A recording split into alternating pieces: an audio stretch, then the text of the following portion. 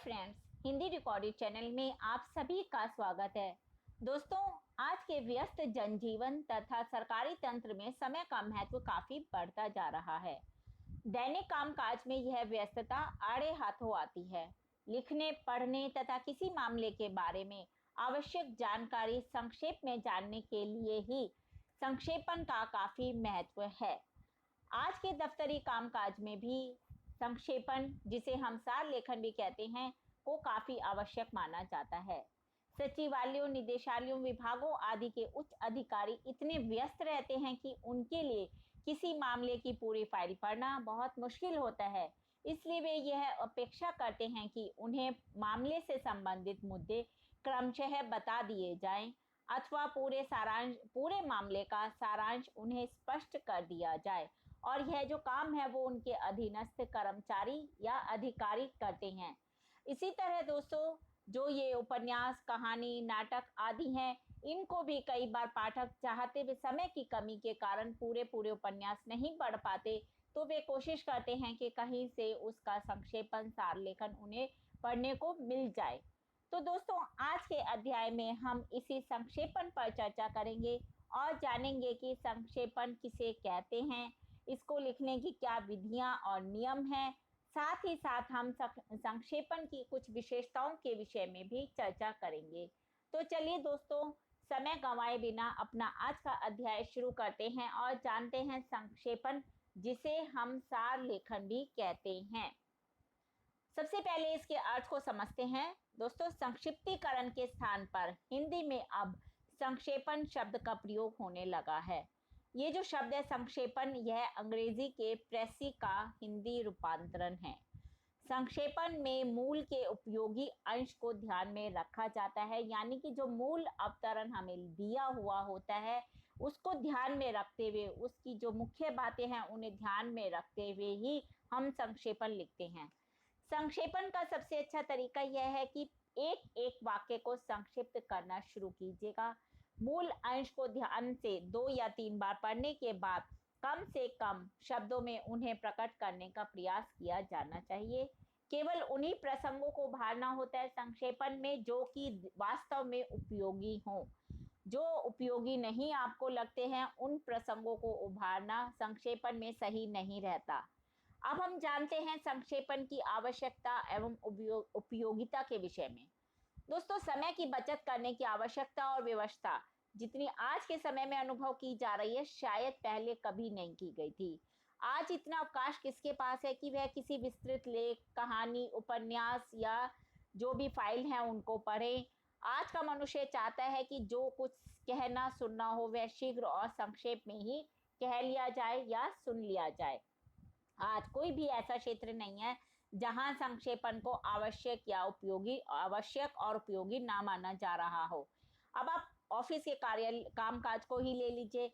संक्षेपण के बिना किसी भी कार्यालय का कामकाज नहीं चल सकता। यदि अधिकारियों को विविध समस्याओं के बारे में तुरंत जानकारी देनी है, तो हम जो अधीनस्थ कर्मचारी हैं वे सब संक्षेपण ही एकमात्र ऐसा पथ है जिससे वे तुरंत निर्णय ले पाते हैं, क्योंकि कर्मचारी उन्हें संक्षेप में पूरी बात बता देते हैं। और पत्रकारिता में तो यह संक्षेपण सबसे जरूरी अंग है। कोई भी सफल और कुशल पत्रकार इसके बिना समाचार संकलन नहीं कर सकता। किसी नेता का भाषण हो, कहीं कोई दुर्घटना घटी हो या फिर उल्लेखनीय समारोह, सम्मेलन या गोष्ठी हो, उसकी संपूर्ण गतिविधियों को ज्यों का त्यों प्रकाशित करने का दुस्साहस कोई भी पत्रकार नहीं कर सकता। तो दोस्तों, संक्षेपण को आज के युग में हर क्षेत्र में सफलता की कुंजी कहा जाता है और ये सच्ची बात है। चलिए दोस्तों, अब हम जानते हैं संक्षेपण को लिखने की कुछ विधियां। क्या विधियां इसके बारे में। सर्वप्रथम आपको क्या करना है, जो मूल अवधारणा है उसको ध्यानपूर्वक पढ़ना है। फिर इसके अर्थ, मूल अर्थ, संदर्भ, अनुच्छेद, अवतरण के मूल तत्वों को समझना होगा। फिर 2 या 3 बार पढ़ने के बाद मूल अंश का जब आपको प्रतिपाद्य समझ में आ जाता है, तो आप उसके शीर्षक का चुनाव कीजिए। अब शीर्षक किसी भी स्थिति में बड़ा नहीं होना चाहिए, व्याख्यात्मक नहीं होना चाहिए, और जो शीर्षक का संबंध है वह मूल अंश के केंद्रीय भाव से नहीं होगा, तो आपका जो शीर्षक है वह सार्थक नहीं होगा। कई बार क्या होता है कि हमें मूल अंश में शीर्षक नहीं मिलता है, तो मूल केंद्रीय भाव के को हम ध्यान में रखकर शीर्षक का चुनाव करते हैं और शीर्षक लिखते हैं। अब हम जानते हैं संक्षेपण का तीसरा चरण क्या है। प्रमुख विचारों तत्वों का सावधानी पूर्वक चयन करना, जिसमें कोई आलोचनाएं और टीका टिप्पणी नहीं होनी चाहिए। और जो प्रधान कथ्य का चयन करते समय हमेशा मुख्य बातों को रेखांकित करना सबसे आसान तरीका है। फिर जिन प्रमुख विचारों का आपने चुनाव किया है उनका एक रफ प्रारूप बना लीजिएगा। प्रारूप में आपको सभी महत्वपूर्ण मुद्दों और बिंदुओं का क्रम तय कर लेना चाहिए और फिर पूरे प्रारूप को जो आपने बनाया है उसे धैर्य और स्थिर चित्त होकर लिखना चाहिए। ध्यान देकर उसे लिखना चाहिए। फिर लिखने के बाद जब आपको लगे कि पूरा लिख लिया है, उसे आप 1 या 2 बार ध्यान से पढ़ लीजिए। संक्षेपण की जो संख्या है, वर्ड लिमिट है, वो संख्या मूल अंश की 1/3 लगभग 1/3 ही होती है। मान लीजिएगा कि यदि मूल अंश 300 शब्दों का है, तो आपका जो संक्षेपण है वे 100 शब्दों का होना जरूरी है। कुछ कम या ज्यादा शब्द हो सकते हैं, यह तय लिमिट नहीं है, लेकिन फिर भी अंदाजा है कि 1/3 हमारे मूल अंश का 1/3 होना जरूरी है। अब हम जानते हैं संक्षेपण के नियम। दोस्तों, इसके कोई भी निश्चित नियम नहीं बना सकते हम, लेकिन अभ्यास के लिए कुछ निश्चित नियमों का उल्लेख यहाँ मैं कर रही हूँ, जिसे आप ध्यान से सुनिए। जो भी उदाहरण, दृष्टांत, उपमा, अलंकार आदि को संक्षेप में सरल शब्दों में व्यक्त करने की आवश्यकता होती है, जो भी उदाहरण वगैरह उसमें दिए गए हैं या अलंकार, उपमा आदि का प्रयोग किया गया है, इन्हें आपको अपने संक्षेपण करते वक्त विस्तार में नहीं लिखना है। सिर्फ आपको उनका अर्थ ग्रहण करना है और फिर उन्हें लिखना है। जो संक्षेपण में है वो भावों की सजावट और उसकी क्रमबद्धता पर भी ध्यान रखना जरूरी है। सबसे पहले भावों का क्रम निर्धारित कर लेना चाहिए, जिससे उसे आप तर्कपूर्ण तरीके से लिख सके। यह भी ध्यान रखना चाहिए कि किसी भी भाव की आपको व्याख्या यहाँ नहीं करनी है।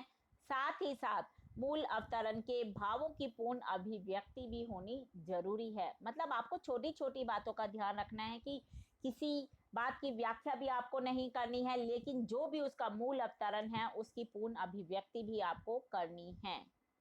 संक्षेपण में अपनी भाषा और शैली का आपको पूर्ण रूप से ज्ञान होना जरूरी है। अवतरण की भाषा आपको नहीं लिखनी, जैसी है वैसी सेम टू सेम नहीं लिखना है। संक्षेपण में विशेषणों के लिए कोई स्थान नहीं होता, इसलिए उन्हें लिखते वक्त जब भी आप तैयार करते हैं मूल अवतरण से, उसमें से विशेषण को हटा दीजिएगा। इसकी शैली सरल एवं अलंकार विहीन और आडंबर रहित होनी चाहिए। सरल मतलब सहज भाव में सरल शब्दों में लिखा हुआ होना चाहिए।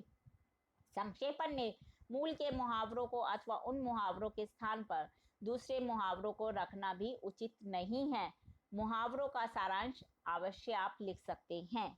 इसमें प्रत्यक्ष कथन को भी परोक्ष कथन में ही लिखा जाता है। आपको ये ध्यान रखना है कि ऐसे वाक्य लिखते वक्त हिंदी की प्रकृति बिल्कुल भी हटे नहीं, वो हिंदी की प्रकृति के अनुकूल ही हो। यदि मूल अवतरण अलंकारिक शैली में लिखा हुआ है तो संक्षेपण में इस शैली का प्रयोग आपको नहीं करना है, क्योंकि संक्षेपण में आपको अपनी भाषा सरल और सुबोध रखनी होती है। संक्षेपण करते वक्त किसी भी खंडन से आपको दूर रहना होगा और अपनी तरफ से भी आप कुछ नहीं जोड़ सकते। मूल अनुच्छेद में भूमिका और उपसंहार भी हो सकते हैं, परंतु संक्षेपण में इनका कोई स्थान नहीं होता है। संक्षेपण में सदा अन्य पुरुष का प्रयोग करना चाहिए, इससे संक्षेपण को शक्ति मिलती है। प्रथम पुरुष और उत्तम पुरुष का प्रयोग सिर्फ मूल लेखक ही कर सकता है। अवतरण में आए वाक्यांशों के स्थान पर किसी एक उपयुक्त शब्द का प्रयोग करना चाहिए। इससे संक्षेपण में संक्षिप्तता और स्वास्थ्य का समावेश हो जाता है और आप इसी तरह शब्दों को संधि और समास आदि के द्वारा लघु रूप भी दे सकते हैं। और जो पत्र और भाषण का संक्षेपण करते समय भूतकाल क्रिया को काम लिया जाना चाहिए, किंतु यदि आधार वर्तमान काल या भविष्य काल का हो तो भूतकाल की अपेक्षा आपको वर्तमान या भविष्य काल का ही प्रयोग करना उचित रहेगा। चलिए दोस्तों, अब हम जानते हैं संक्षेपण की विशेषता। विषय वस्तु के मूल भाव की संक्षिप्ति, सरल अभिव्यक्ति संक्षेपण या सार लेखन की प्रमुख विशेषता होती है। इसमें मूल भावों, विचारों, बातों तथा कार्यों का रक्षण अवश्य होता है। साथ ही साथ मूल अनुच्छेद में व्यक्त या निरूपित मुख्य विचारों एवं भावों की क्रमबद्ध स्थापना संक्षेपण की दूसरी मुख्य विशेषता है। विचारों और भावों की विश्रृंखलता से संक्षेपण में भद्दापन आ जाता है यदि आप उन्हें क्रमवार नहीं लिखेंगे तब। असंगत तथ्यों तथा बातों का संक्षेपण में कोई स्थान नहीं होता। इसकी तीसरी सबसे महत्वपूर्ण विशेषता यह है इसकी स्पष्टता। मूल विचारों तथा भावों को बिना उलझाए स्पष्ट रूप से आपको संक्षेपण लिखना होगा। ऐसा ना हो कि संक्षेपण लिखते वक्त आप असली मुद्दे से हट जाए और संक्षेपण बिल्कुल अलग ही बनता जाए। इसकी भाषा हमेशा सरल और सहज होनी चाहिए। इसके लेखन में कठिन शब्दों, अस्पष्ट वाक्यांशों तथा क्लिष्ट पदावली का प्रयोग नहीं किया जाना चाहिए। दोस्तों, इस प्रकार आदर्श संक्षेपण वह होता है जो अल्प समय में अल्प श्रम सहजता से मूल विषय वस्तु को संक्षेप में प्रस्तुत कर सके। कार्यालयीन कामकाज में आदर्श संक्षेपण तभी संभव हो जाता है जब इसे लिखने वाले को कार्यालय की का पूरा ज्ञान हो, उसका अध्ययन गंभीर हो और भाषा का शब्द भंडार उसका समृद्ध हो, विशेष चिंतन मनन की शक्ति हो, शैली पर अधिकार होकर हो, साथ ही साथ उसमें आत्मविश्वास हो। अतः संबंधित अधिकारी कर्मचारियों को चाहिए कि वे इन बातों की और विशेष ध्यान देकर संक्षेपण करने का सतत अभ्यास करें। तो दोस्तों, हमने जाना कि किस प्रकार हम एक अच्छा संक्षेपण आसानी से लिख सकते हैं। कुछ छोटी छोटी बातों का हमें ध्यान में रखना है, तभी आप संक्षेपण लिख सकते हैं। अगले अध्याय में हम कुछ उदाहरणों पर चर्चा करेंगे। संक्षेपण के छोटे छोटे उदाहरण मैं आपको बताऊंगी कि किस प्रकार हमारे सामने एक मूल अवतरण है, फिर उसका हमने संक्षेपण किया है। तो उसके लिए आपको मेरे इस चैनल को लाइक और सब्सक्राइब करना होगा। साथ ही साथ हिंदी भाषा के और भी प्रमुख विषयों पर हम अपने आगे के अध्यायों में चर्चा करते रहेंगे। धन्यवाद दोस्तों, आपका दिन शुभ हो।